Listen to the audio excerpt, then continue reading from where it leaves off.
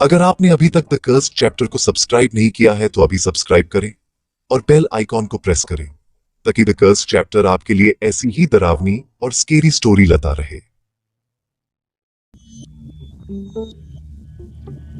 Monsoon ने अपना पूरा गुस्सा दिखाया, कॉलेज कैंपस को भिगो दिया और स्टूडेंट्स को भागकर छुपने पर मजबूर कर दिया। इस केओस के बीच आरव बस देखता रह गया। मैं तूफान नहीं देख रहा था, मैं उसे देख रहा था। बरगद के पेड़ के नीचे सिया खड़ी थी, बारिश में भीगी हुई और मुस्कुरा रही थी। अपने हाथ फैलाकर बूंदें पकड़ रही थी। उसमें एक शांत खुशी थी, अपने आसपास की भागदौड़ से बेपरवाह। मैं मंत्रमुग्ध होकर देखता रहा, जैसे उसने अपना सिर पीछे किया, आंखें बंद की और बारिश को अपनाया। उसके बाल एक ऐसे चेहरे को घेरे हुए थे जो जैसे देवताओं ने तराशा हो। यह सिर्फ उसकी खूबसूरती नहीं थी, यह वह शांति थी जो वह अपने साथ रखती थी, तूफान में भी एक सुकून। आरव उसकी ओर खींचा चला गया, जैसे किस्मत ने उसे खींचा हो। उसने खुद को उसकी तरफ चलते हुए पाया। दिल तेजी से धड़क रहा था। तुम्हें सर्दी लग जाएगी, ये शब्द क्लमसी लगे, लेकिन सिया बस मुस्कुराई। शायद, लेकिन कुछ पल ऐसे होते हैं जिनके लिए रिस्क लेना वर्थ होता है, तुम्हें नहीं लगता? उसी पल एक बॉन्ड बन गया। दो आत्माएं बारिश में एक दूसरे को पहचान गईं। बारिश गवाह बनी एक ऐसी कहानी की शुरुआत की जो उस दिन से कहीं आगे तक गूंजेगी। उनकी दोस्ती शुरू हुई, हंसी और सीक्रेट से नरिश होती हुई एक नन्ही पौध। कई महीने बीत गए। आरव और सिया का बॉन्ड और गहरा हो गया। एक ऐसा प्यार जो सितारों जितना पुराना था। कैंपस उनकी कहानी का बैकड्रॉप बन गया। हर कोने में एक याद थी। लाइब्रेरी, कैंटीन, लॉन, हर जगह हमारी हो गई। एक शाम ट्वाइलाइट स्काई के नीचे आरव सिया को एक पहाड़ी पर ले गया जहां से शहर दिखता था। शाह, उस रेनी डे के बाद से मेरी दुनिया तुम्हारे इर्द गिर्द घूमती है। मैं तुमसे प्यार करता हूँ। उसका कन्फेशन हवा में लटका रहा, वल्नरेबल और सच्चा। मैं भी तुमसे प्यार करती हूँ आरव। ऐसा लगता है जैसे मैंने हमेशा तुम्हारा ही इंतजार किया है। उन्होंने अपने प्यार को एक सिंपल एक्ट से सील किया। तारों के नीचे हाथ पकड़कर, उंगलियां एक दूसरे में पिरोई। उन्होंने वादे किए, हर चुनौती का एक साथ सामना करने का, प्यार और हंसी से भरा फ्यूचर बनाने का। हम साथ में बूढ़े होंगे, एक घर में जिसमें गार्डन होगा। ये सिर्फ सपने नहीं थे, बल्कि उनकी आत्माओं में खुदे हुए वाउज थे। तारों भरी रात के नीचे उनका प्यार एक सीक्रेट प्रॉमिस बन गया। पूरा ब्रह्मांड उनके पक्ष में साजिश रच रहा था। 1 साल तक आरव और सिया की जिंदगी एक मेलोडी की तरह थी। ग्रेजुएशन नजदीक आ रहा था। उनका फ्यूचर मैप्ड आउट था। नौकरियां, पढ़ाई, शादी की योजना, सब कुछ सही चल रहा था। लेकिन फेट के पास कुछ और ही प्लान्स थे। एक तूफानी शाम सिया ने कॉल किया। एक रेयर बुक के बारे में एक्साइटेड थी। मैं जल्दी घर आ जाऊंगी, उसने प्रॉमिस किया। वे आखिरी शब्द थे जो उसने उससे सुने थे। बारिश ने सड़कों को खतरनाक बना दिया था। एक ट्रक कंट्रोल खो बैठा। कॉल आई, एक एक्सीडेंट, एक हॉस्पिटल। शाह नहीं रही, दुनिया ग्रे हो गई। उनका फ्यूचर बिखर गया। दर्द क्रशिंग था। तारों के नीचे किए गए वादे अब एक क्रूल इको थे। उसके फ्यूनरल में आरव नम खड़ा था, अपने सपनों को जमीन में दफन होते देख रहा था। वह वाइब्रेंट सिया, उसकी सिया अब नहीं थी। जिंदगी के रंग फीके पड़ गए, केवल खालीपन बचा। वह लव स्टोरी जिसे सब एनवी करते थे, एक ट्रेजेडी में खत्म हो गई थी। आरव के पास सिर्फ यादें और टूटे हुए वादे बचे थे। ग्रीफ ने आरव को घेर लिया। वह दुनिया से कट गया, यादों से हॉन्टेड था। मैं उसकी कब्र पर हर दिन जाता था, उससे बात करता था, जैसे वह अभी भी वहीं हो। कब्रिस्तान उसका सैंक्चुअरी बन गया, हेडस्टोन उसका कॉन्फिडेंट। वह उसकी पसंदीदा कविताएं पढ़ता था, यादें सुनाता था, पास्ट से चिपका रहता था। उसे कभी न छोड़ने का वादा एक डेली विजिल में बदल गया। जैसे जैसे महीने बीते, कब्रिस्तान उसके अपने अपार्टमेंट से ज्यादा घर जैसा लगने लगा। फिर एक रात कुछ बदल गया। कब्रिस्तान में एक ठंडक फैल गई। हवा में एक फुसफुसाहट थी।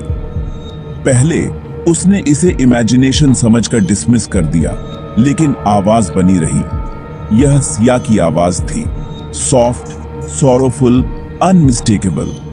कभी कभी उसे अपने बगल में एक ठंडी जगह महसूस होती या चमेली की खुशबू आती। मैं अब सिर्फ एक पत्थर से बात नहीं कर रहा था, उसे उसकी प्रेजेंस महसूस हुई।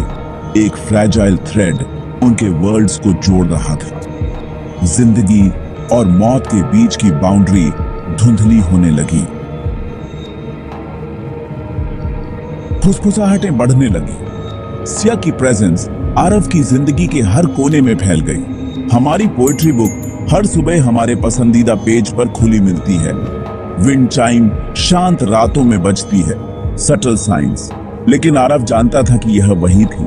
यह कोइंसिडेंस नहीं हो सकता। श्या मुझसे संपर्क करने की कोशिश कर रही है। एक रात उसे अपने कंधे पर एक ठंडा स्पर्श महसूस हुआ। श्या, क्या वह तुम हो? वह पलटा। कुछ नहीं, लेकिन वह सेंसेशन बनी रही। डर ने उसके ग्रीफ को भेद दिया।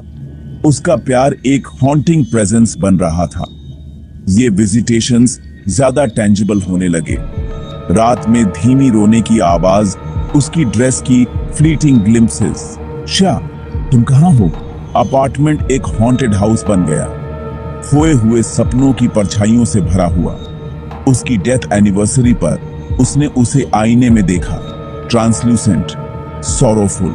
आरव, मुझे छोड़ो मत। यह कैसे मुमकिन है? वह घूम गया, खाली। उसकी छवि गायब हो गई, केवल उसका डर बचा।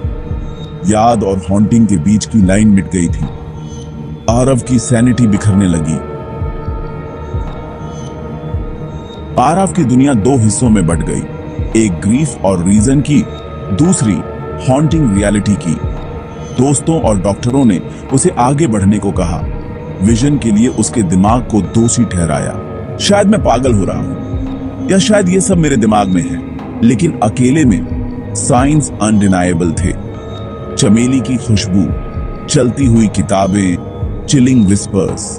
दिन में मैं खुद से कहता हूं कि यह सिर्फ पुरानी पाइपें हैं या रोशनी का खेल है। मैं बस पागल नहीं होना चाहता। लेकिन हर रात सबूत वापस आते थे और उसे सच से डर लगता था। सिया की आत्मा फंसी हुई थी, उनके अधूरे वादे से बंधी हुई थी। आरव को हॉन्टेड करने वाली परछाई ज्यादा डेस्परेट, ज्यादा डायरेक्ट हो गई। उस तूफानी रात मैंने उसे साफ देखा, मेरे बिस्तर के पास खड़ी, डरावनी नहीं, बस दिल तोड़ने वाली उदास। शांत, लेकिन उसकी आंखें गिड़गिड़ा रही थीं। मैं बहुत अकेली हूँ। कब्रिस्तान एक गेटवे बन गया। फुसफुसाहटें अब दर्द से भरी हुई थीं।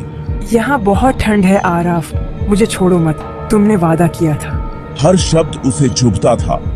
उसकी प्रेजेंस ने सिया की आत्मा को बांध रखा था, उसे आगे बढ़ने नहीं दे रही थी। उसकी पुकारें और तेज होने लगी। सपनों में मैंने खुद को उसकी ठंडी, धुंधली दुनिया में पाया। उसका हाथ मेरे हाथ में था। मुझे छोड़ो मत, हमेशा साथ। साथ हमेशा। सपने जिंदगी से ज्यादा रियल लगने लगे। आरव का संघर्ष चरम पर पहुंच गया। उसका एक हिस्सा जीना चाहता था, लेकिन उसका ज्यादातर हिस्सा उसके साथ मर चुका था। जिस रात आरव ने अपना चुनाव किया, वह अजीब तरह से शांत थी। वह चला अपने अंत की ओर नहीं, बल्कि अपनी दुल्हन की ओर। मैंने इन आवाजों से लड़ने की कोशिश की, लेकिन मेरा दिल पहले से ही तुम्हारे साथ है सिया। अब मेरा बाकी हिस्सा भी पीछे पीछे आएगा। वह कब्रिस्तान के गेट पर चढ़ा। उसे ऐसा लगा जैसे उसका स्वागत किया जा रहा हो। सिया की कब्र पर उसने वह अंगूठी रखी जो उसने उसे कभी नहीं दी थी। फिर नींद की गोलियां ले ली। मैं आ गया हूं सिया, माफ करना इतना समय लग गया। तुम फिर कभी अकेली नहीं रहोगी। हमने वादा किया था साथ हमेशा। जैसे ही वह उसकी कब्र के बगल में लेटा, ठंडक एक आलिंगन की तरह महसूस हुई। उसने सिया को देखा, मुस्कुराती हुई उसकी ओर हाथ बढ़ाती हुई। उनकी उंगलियां मिली। अब कोई दर्द नहीं, केवल शांति। अगली सुबह केयरटेकर ने आरव को सिया की कब्र पर पाया।